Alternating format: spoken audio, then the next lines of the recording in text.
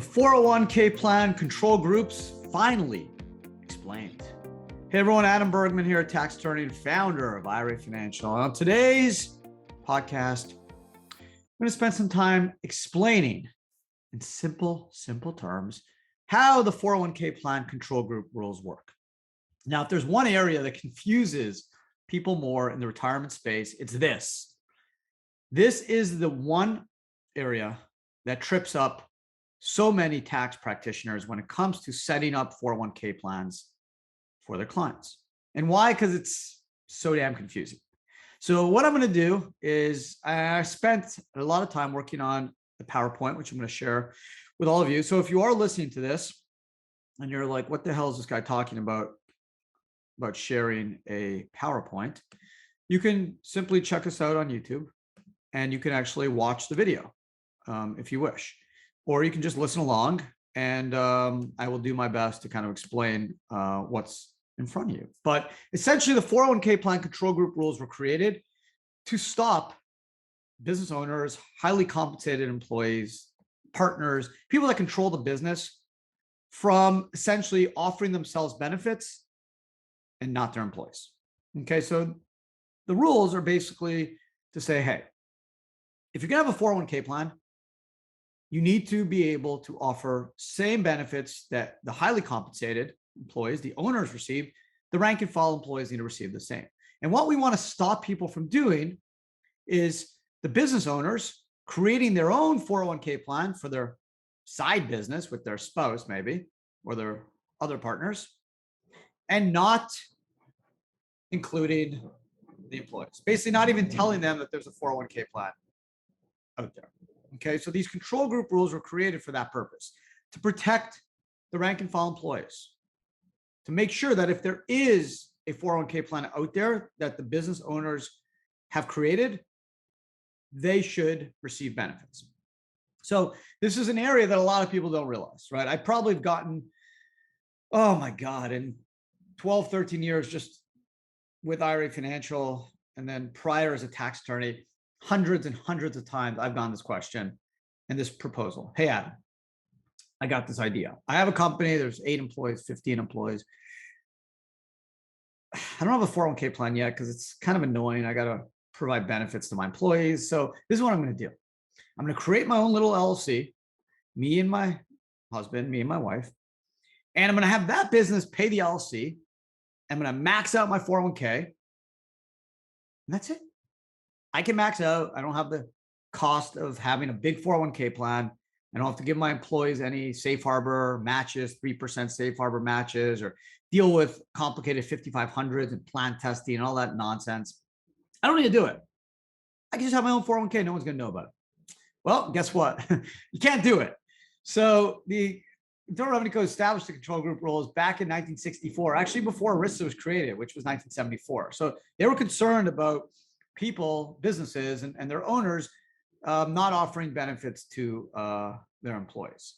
So again, I'm going to go through these rules. I'm going to try to keep them simple. I'm going to offer examples. There's some flow charts. So again, if you are listening to the podcast, you can check out the video on YouTube. Just go to the IRA Financial channel and you can watch it and actually see the PowerPoint for yourself if you're interested. That may make things easier for you to understand. But I just want to give everyone I think detailed but not overly complex explanation of how these control group rules work, so you don't find yourself in a bind. Because I can't tell you how many people I've spoken to where they came to me and said, I'm in trouble, Adam. I set up this solo K last year, 2 years ago, 5 years ago. No one told me about this thing called the control group rules. I own 2-3 businesses with employees. They don't have any 401ks. And now my accountant's saying I'm in trouble and I may have to go back 3 years and basically take away my contributions and offer benefits. And this is a royal mess. So this is the point of today's podcast video, is to educate people, small business owners who are contemplating setting up a 401k or at least setting up a solo K for themselves, and they have businesses. I want to make sure that you're aware of the rules. So there's 4 ways to really trigger the control group rules. Something called a parent sub, which is kind of up and down, brother sister, which is sideways, if you go horizontal, and then the combination of the above, and then something called affiliated service, which also means kind of management services. So we're going to go through parent, sub, and brother, sister, which talk about cross ownership. And then we're going to talk about affiliated service, about something called an A and a B. An A will require ownership of this affiliated service. So the idea I mentioned where you have, let's say, a law firm with 10 employees, and now you're going to set up your own LLC for you and your spouse. It's going to receive most of its income from service income from the law firm. And then B, where there's actually no cross ownership, okay, but there's still management services. And basically, it's very hard to break these rules. Okay, I have some smart clients. I have probably about 7,000 solo 401k clients. I probably could have had 10 more thousand without these control group rules. But out of the 7,000, I got a couple really, really smart people, and they've worked super hard to kind of get around these rules. Trust me, it's not easy. So let's start with parent sub. Parent sub's the easiest. Basically, there's 80% ownership. So if you own company A and you own more than 80% of it, any other business that you own is part of the control group. Okay, so this is the easiest one to figure out. So I own 100% of Corp A, which owns 90% of Corp B. That's a control group. Okay, this is the easiest one, right? I own 100% of a car washing company, and then I own 10% of, or let's make it simple, and then I own 10% of some random shoe company. The control group rules will say because you own more than 80%. Well, sorry, I own 100% of the car wash and 80% of the dry cleaning company or the shoe store or the bar. Because they're both own 80% or more, parent sub control group rules will work, and we'll treat companies, even though they're two separate companies, two different industries, two different tax returns, they're going to treat it as one business for purposes of 401ks or SEP IRAs for retirement contributions. Okay, so again, 80-80. Now, there's something called brother sister. Okay, so parent sub is where one company owns the other company, more than 80% ownership. Brother sister is, just think about it, when you talk about horizontal, like along the same line. Two or more corps in which 5 or fewer shareholders own directly or indirectly a controlling interest. Okay, so controlling interest generally means 80% or more of the stock of each corp, and 50% or more of the voting. Okay, so it's 80% of the stock and 50% of the actual control. So again, 2 or more corps in which 5 or fewer owners own 80% of each company. Okay, so unlike the parent sub where one owns the other, here they're two separate companies with just common ownerships. So this is also a super common way to get tripped up and run afoul of the control group rules. Again, you have a restaurant where you have 30 employees, and then you have a random, dry cleaning business where you have the same common owners, and the same common owners own 80% or more of that business, or bang, you're in the brother sister. Parent sub is when there's owner, the parent owns the sub, and the brother sister, the companies don't actually own each other, but the owners, the shareholders or the members, there's common ownership, and there's 80% more of common ownership. Again, even if the businesses are totally unrelated, nothing to do with each other. Again, one's a restaurant, one is sells roof tiles. Doesn't matter. Totally random. It's all about ownership. What's the purpose of this? The purpose is, hey, Adam owns a law firm with 10 other people. They don't want me to set up a side business with my wife that, even if it's separate, if there's common ownership, we're in trouble. So if there's not common ownership, right? Let's say I have a law firm, 10 partners, okay? And let's say I own 80% of that. And then I have a second business that's totally unrelated, but owns less than 80%. Now I'm not in the brother sister. I'm not in the parent child, but we'll soon see in a minute that I could be in the affiliated service, and I probably am. Okay, so look at an example here. Adam and Bell are owned by 4 shareholders. Shareholder A owns 80% and 20% of B. B owns 10 and 50. C owns 5 and 15. D owns 5 and 15. Again, all of them, we have 4 shareholders, all of them common, all own more than 80 in both companies. So let's look. Does this satisfy or trigger the control group rules? So we have the same 5 or fewer shareholders own more than 80%. And since 4 shareholders own more than 80%, the first test is met. Okay. And the second test talks about 5 or fewer shareholders own 50% of the stock. And that is also satisfied. But the issue is it satisfied? So in this example, the 4 shareholders together own 80% of the more of the stock of each corp, but they do not own more than 50% of the stock of each corp. So in this case, it actually fails the control group rule. So it's 80 and 50, right? Let's just summarize that because I know it gets confusing to some people. Parent sub, okay, let me just go back to parent sub. That's 80, okay? Corporation owns 80% of at least one other corp. So 80 and 80, okay? In the brother sister, and that's the parent owning the sub, right? Up and down, parent owning the sub. Brother sister is side by side. There's 2 tests. There's 80%, right? 5 or fewer shareholders need to own 80% or more companies, but 50% of the stock of each corp must be owned by identical with respect to such corp, okay? So only 50% of the stock of each corp must be owned by those people.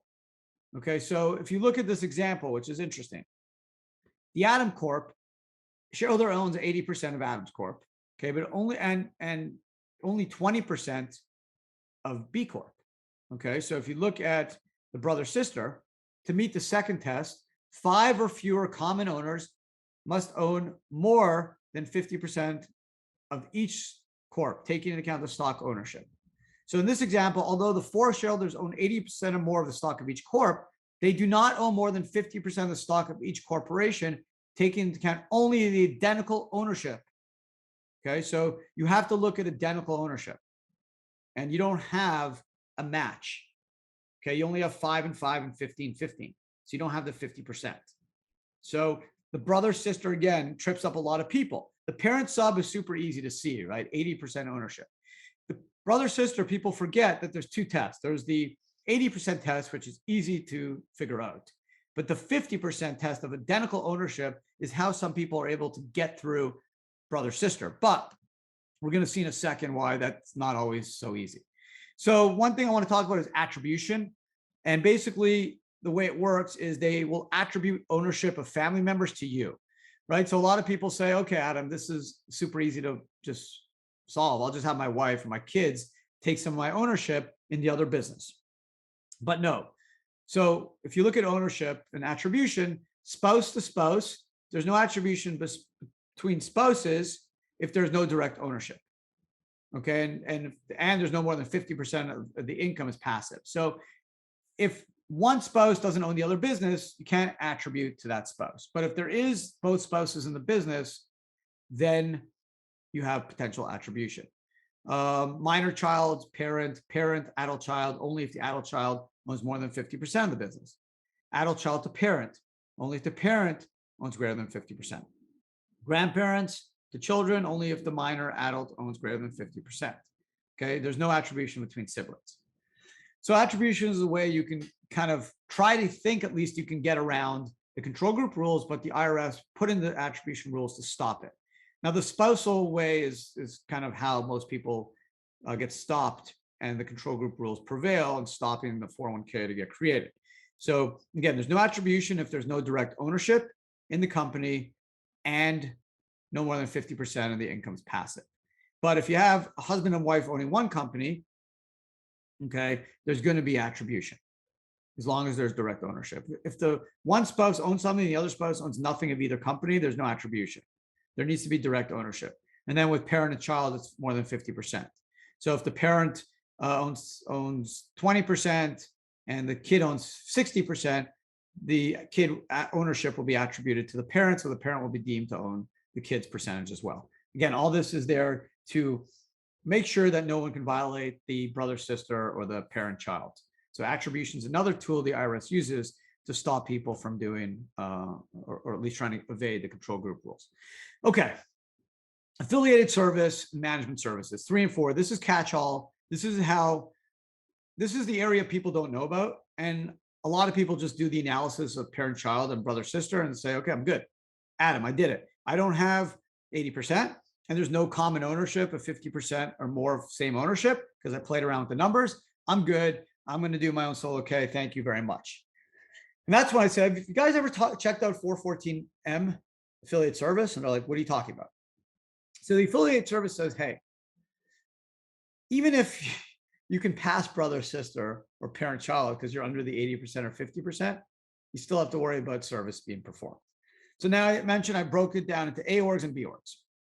So an affiliate service group is a type of related employers, 2 or more orgs that have a service relationship. And in some cases, they may not even have an ownership relationship. So an A org consists of an organization designated as a first service org, which we'll get into, and an A org, and a B org is a B org and an FSO. Okay, FSO, first service org. Okay, let's talk about an FSO. An FSO is basically a service org, an organization that really just provides services. Okay, and it's the consulting companies, the law firms, and we'll get to them in a second. Now, to be an A org, you have to satisfy 2 tests. There's got to be some ownership. So the organization is a partner or shareholder in the FSO, some common ownership, and the organization regularly performs service for the FSO. Okay, so there's some common services being performed. Think about the law firm and Adam and his wife doing consulting, right? Yeah, and we'll see in a second. There's going to be ownership will be satisfied, right? Because I own some of the law firm. And we're going to have a working relationship because service is being performed. So even if I'm under the 80% and I think I can satisfy parent sub because I play around with ownership numbers, I'm going to fail the affiliate service. A B org. So this is the crazy stuff. With the B org, a significant portion of the business must be the performance of services for the FSO. Okay, and the services must be what's typically performed. And 10% or more of the interest in the org must be held by highly compensated employees. Okay, but you'll see there's not necessarily common ownership or even ownership. Okay, which is crazy. So let's do some. Actually, let me get into what a service org is. So a service org is an org engaged in one of the following services: health, law, engineering, architecture, accounting, actuarial services, performing arts, consulting, insurance, right? All the stuff that you really catch all services, basically consulting stuff. Okay, that's what a service org is. Okay, so an organization will not be considered a service org if it's engaged in manufacturing or sale of equipment, if it performs research, or if an employee provides one of the enumerated services to the org and the other employees of the org, unless the org is also engaged in the performances of services for a third party. Okay, so if it's doing stuff like selling widgets, manufacturing something, creating something, it's probably not going to be deemed a service org. If the principal business of the org will be considered the performance of service if capital is not a material income producing factor. It's super important. And this is probably the most important thing to remember when you're determining whether you have a service org. Is capital a material income producing factor of the business? Now, capital is a material income producing factor for banks and similar institutions. Capital is not a material income producing factor. The gross income of the business consists principally of fees, commissions, and other compensation of personal services, right? Consulting. You know it when you see it, when when you're consulting, law, engineering, accounting, that type of stuff. That's where capital is not a material income producing factor. And then think of a factory. That's business that you have a situation where capital is a material income producing factor. So that's what a service org is. Okay. Now, this is a great chart. So if you're listening on the podcast, I'm sorry you can't see this. So check out the YouTube video of this, because this chart is actually pulled from an IRS document. It's super helpful. It goes through the flow chart for A orgs and FSOs. So basically, first question, is the org a partner or shareholder of the FSO? If it's no, guess what? You're not in the affiliate service A part. We're going to talk about B. Okay. And then it goes through what is an FSO? Is the organization a principal business is performing services? Yes. Is capital not a material income producing factor? Yes. The organization is an FSO. Okay. So if you have a situation where, let's say, I have a law firm, okay, and then I have a business, second business, where I have no ownership, but there's services being provided from the law firm to this business that maybe I'm an employee of, I'm not going to fail the A org. Okay. And assuming I don't fail parent sub and obviously brother sister, because there's no common ownership. So now let's look at the B, right? The B is a significant portion of the business of the org, the performance of services for the FSO yes, let's say 100% of the LLC that I'm an employee of services my law firm. Are there services of a type historically performed by employees in the service? Let's say, yeah, it's we're doing, let's say, I don't know, let's say secretarial work, or maybe we're paralegals. Let's say it's a paralegal service. So that's the service typically law firm employees would do. Is 10% or more of the interest in the org held in the aggregate by persons who are designated group of members of the FSO? Okay, so if I don't own 10% or more of the interest in this org, maybe I'm not a B org, right? I'm just an employee. But if I own 10% or more of the interest in this B org, then I'm going to fail the test. Okay, so 10% is kind of the number. So you can stay under 10% of this service company, become an employee, and you technically will get around A, but maybe not, right? Because remember, if you go back to A, is the organization a partner or shareholder in the first? Well, you'll say no or yes, right? Depends. Let's say Adam owns 30% of the law firm. Okay, so I'm not a parent sub, I'm not a brother sister. And I own 5%, let's say, of this paralegal company. So is the org a partner or shareholder in the first service? Maybe through attribution indirectly, but let's say no. Okay, so then I satisfy A. But if I own more than 10%, is 10% or more of the interest in the org held by the aggregate by persons who are designated group of members of the FSO, then I fail B. But if my ownership is 0 of the B, let's say, and there's no attribution, let's say my friend, my neighbor owns the paralegal company and I'm just an employee of it. Okay, and there's no common ownership and there's no attribution because it's not kids or spouses, I may be able to get around the B test. But if I put my wife there, I'm going to fail because of attribution, right? Because there'll be common ownership because I own the law firm, my wife owns a paralegal company, there's attribution, that will fail. I'll probably fail the B or the A. I won't fail the brother, sister, or parent because of maybe the parent, depending on the ownership of my wife. But that's how you see attribution coming in and really kind of running havoc on these rules and turning something in a situation where you may be able to circumvent the rules because you can have a spouse or a kid own the other company. That will stop it.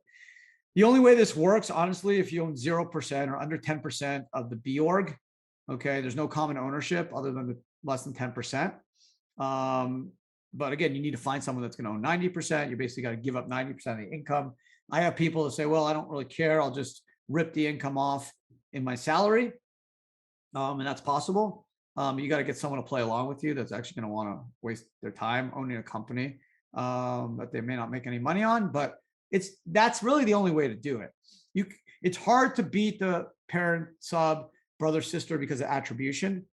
The brother, sister, you can play around with the 50% of common ownership, but then you get into the A org where you're going to fail that probably because the org's probably common ownership. Remember, if you go back to what the A org rules are, I'll just slide back up here.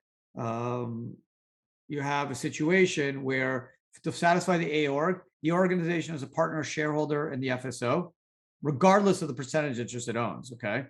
And there's a regular performance of services. So if there's common ownership there of even 1%, you can be in trouble. And there's going to be probably attribution to the partners. And then the B org, 10% or more of the interest in the org is held by key people.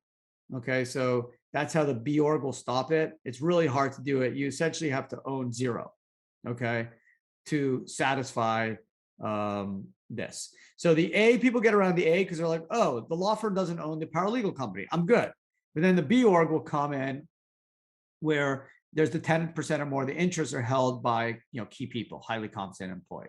So the only way again to do it is if Adam owns 50% of the law firm, or even 100, well, let's say 70% of the law firm. If I own 1% of this paralegal company and Joe Smith, my neighbor, owns 99%, I may be okay under the B org rules because it will fail the B org.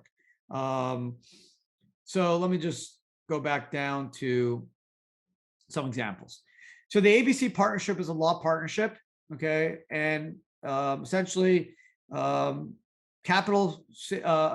a corporation in Capital City is a partner in the law firm ABC of Capital City. Okay, so ABC of Capital City provides paralegal services to the law firm. Since all the employees of the corp work directly for the corp and none of them work directly for the law firm. The law firm is an FSO, right? It's a first service organization. The corporation is an AOR because it is a partner in the FSO, right? There's common ownership. Okay, so that's easy. Next one, XYZ is a financial service org that has 11 partners. Each partner of XYZ owns 1% of the stock in Magic Corp. Magic provides services to the partnership of a type historically performed by the employees of the financial service. A significant portion of the business of Magic consists of providing services to XYZ. Considering XYZ as an FSO, the Magic Corp is a B org because the significant portion of the business is in the performance of services, and more than 10% of the interest in the Magic is held in the aggregate by highly compensated. Okay, 11 common owners. So that gives you an idea. But let's say only 9 or 8 common owners. Then you technically be able to get under the B org common ownership rules. Okay, so that's something to consider. Once you're under the 10%, you have some wiggle room. Here's another one. Joe Smith is an office manager and a highly competent employee of the accounting partnership, DEF. Blue Corp provides the secretarial services for DEF. Joe Smith owns 50% of the stock of the Secretarial Corp. A significant portion of the business of the Secretarial Corp consists of providing services to the partnership. Considering the partnership as an FSO, Blue is a B org because, again, a significant portion of the business is secretarial services to the company, and more than 10% of the interest in the Blue Corp is held by highly compensated Joe Smith. Okay, so another example of how this works. So putting this all together, if you have common ownership of more than 10%, it's going to be awfully hard to get around control group rules. So again, so even if you can satisfy parent sub, brother, sister, because you can get around the 50% or more of common ownership, and even if you can get around the A org because of the ownership rules, the one company doesn't own the other, the 10% threshold in the B rules will make it awfully difficult to satisfy. Right? You think you're getting there, right? If you go through the B org flowchart, it says, number one, a significant portion of the business orgs for the performance of services of the FSO. So you're like, okay, I lose that. Are the services typically performed? Yes. Paralegal services are the same. So I lose that. Is 10% or more of the interest in the org held in the aggregate by persons who are highly comps of the FSO? If it's no, then it's non-affiliated service group. Okay, so that's the key. You essentially got to stay under the 10%. Okay, that's really the thing to consider under the A and B rules. And that's the most confusing part that people get tripped up on is they go through parent sub, they go through brother sister, and they forget about the affiliate service. They never heard of it, and they think they're home free, and then they find out they're in big trouble because they've set up a plan and never offered benefits to their employee. So you have to look at affiliate service. It's all about the facts. It's super, super key. Attribution, don't forget about attribution, kids, spouse, whether it's direct ownership. This is why it's so important to work with professionals. This is the most important reason.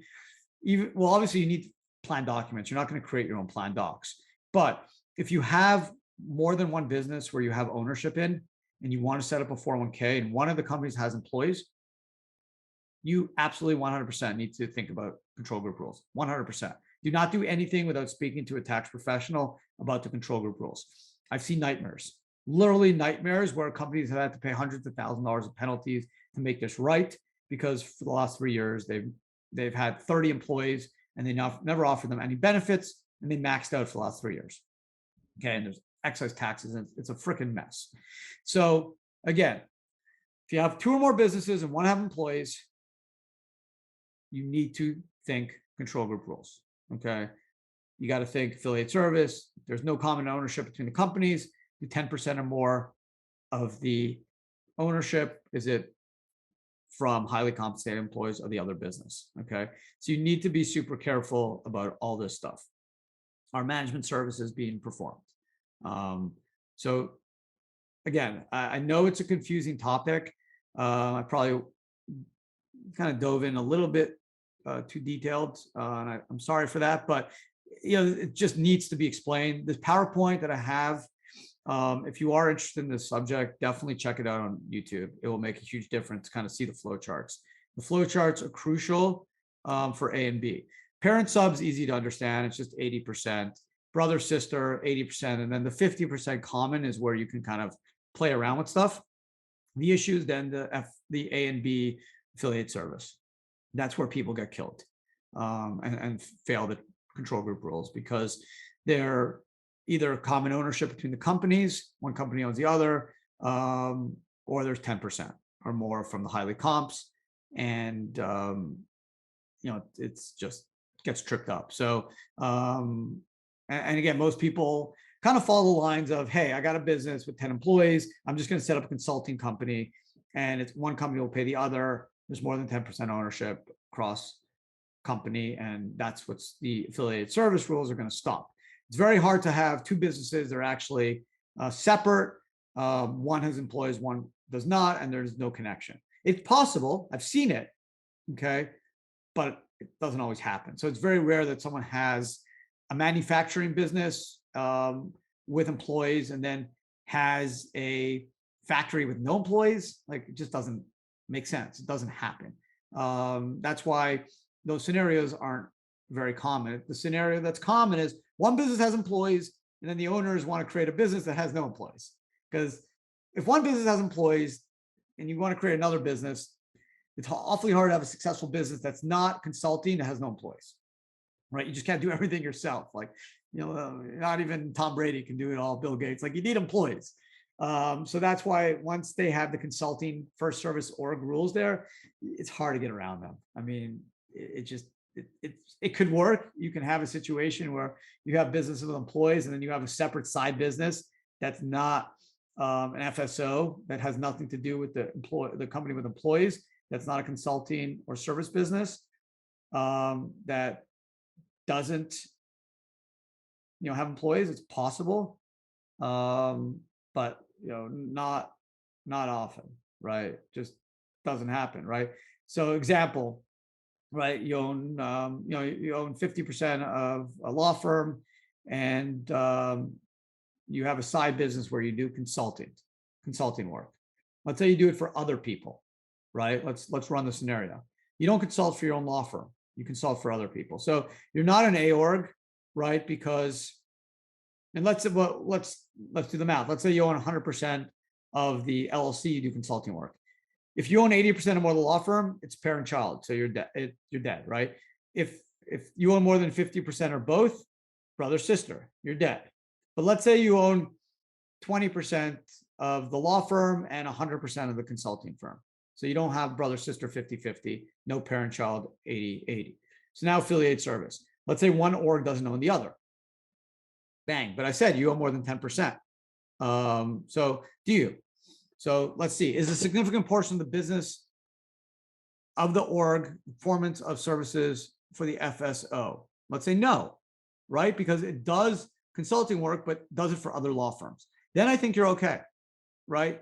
Because it's totally separate from the law firm, and because you own less than the 50% and the 80%, you don't have a affiliated service issue. But if you own more than 80% of the initial business, you're going to fail potentially the parent-child, and you can probably fail the B.